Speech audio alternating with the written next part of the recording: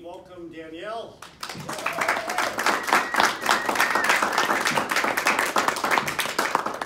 want a theme song. Can we do this like UFC where like the lights change? A walk-up song. You gotta have a walk-up song. Right? You gotta get with the Sergeant of Arms in it, right? Thank you, Mr. Toastmaster. Ladies and gentlemen, as part of my effective coaching pathways, I had to take a questionnaire for figuring out my leadership style, which I actually felt a little perturbed by because I'm like, oh, I don't want this thing telling me something different than I feel like I believe. And then the results came back, and it was perfect. I tied between an authoritative leadership style and a democratic leadership style. So those are two completely opposite styles of leadership.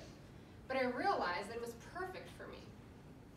When I think of authoritative, we can think someone that knows the direction, that gives the direction, that it says this is what you need to do and this is how you need to do it. And then when we think of democratic leadership style, it's more of a consensus group, everyone collaborating together to come up with a solution. And I realized that for me, that goes hand in hand with everything I do in life. I believe that part of my spiritual maturity, and anything spiritual really, any spiritual truth has a paradox to it, doesn't it? So we're atoms and we're supposed to be mostly space, and yet this is really hard. And I find in my love coaching career that when we're looking to solve our relationship problems with others, that actually if we go first into loving ourselves, then only can we work on our loving relationships. So there's all these paradoxes, and I thought this is perfect, especially because this is exactly how I lead. I personally find that I have to have an authoritative sense of direction within myself. So I have to know between me and my higher power what it is I want to have happen out of any situation. And then from that, I actually try to manage the perception when working with others so that they feel that they've had a sense of bringing to the table their own ideas and contribution. How do I do this? I do this with 4 different techniques at least, and I've decided to share these 4 with you. This is, I lead with no, I lead with problems to solve, I lead with choices, and I lead with questions. Let's start with the first one, no. Someone wants to borrow my hairbrush. Maybe they're 7 years old. The answer is no. In the past, the answer might have been, oh, because I can go through and I can calculate all the way through and say this is going to end badly, I'm never going to see my hairbrush again, blah, blah, blah. Okay, they can borrow my hairbrush if they promise to return it by XYZ time or whatever. And so then I used to provide on a silver platter, yes, you can borrow my hairbrush if you promise to bring it back. And what's the answer I get? Sure. Do I get my hairbrush back? No. No. Why not? Because I've just provided the solution to them on a silver platter. If instead I say no, and I follow that no up with no because I'm afraid I'm not going to see it ever again, then they come up with the solution. And they say, well, how about I promise to bring it back?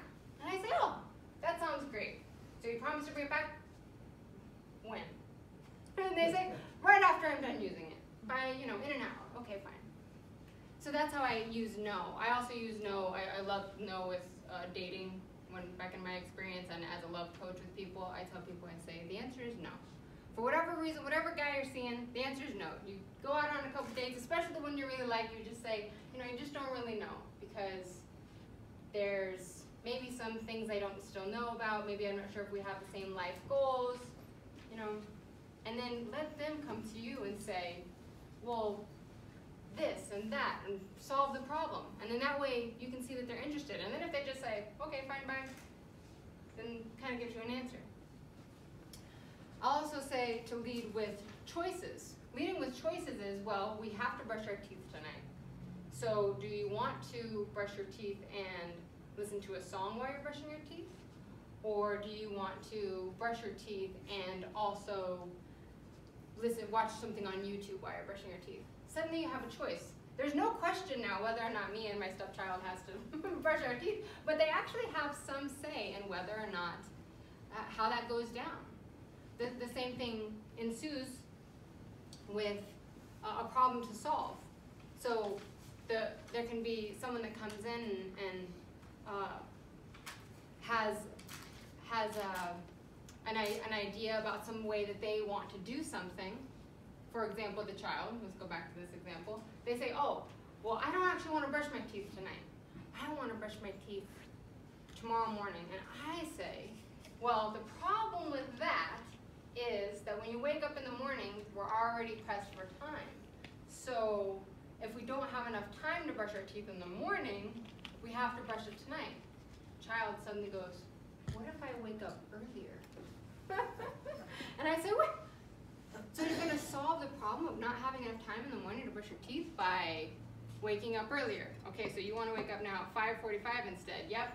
And by goodness, this works. I'm telling you, this absolutely works.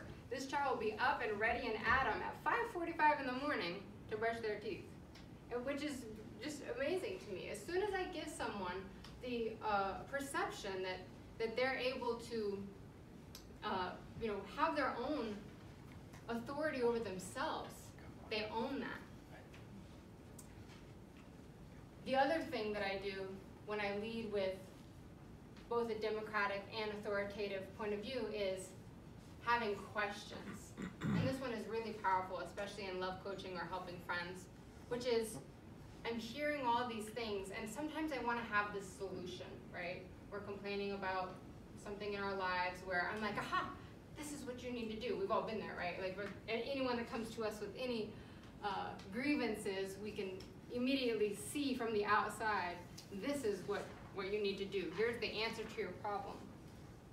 But instead of doing that, we can actually take questions and say, oh, well, so it seems to me like you could possibly come up with a list of things that you could do differently.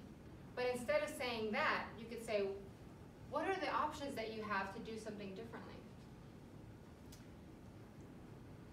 So here we have 4 techniques that I use to do both authoritative and democratic, which is leading with questions instead of solutions, leading with choices instead of solutions, leading with no instead of a solution, as well as leading with a problem to solve and asking for a solution.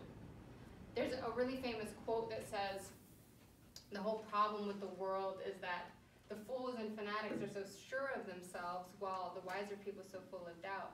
And I implore you to not only take this information about myself to enlighten you about me, but to possibly also give you some confidence to say, I can actually step into a situation and have the best of both worlds, the Palmery viewpoint of leadership, which might entitle you knowing authoritatively what is best, given the information that you have, but presenting that in a way that allows someone else to own that.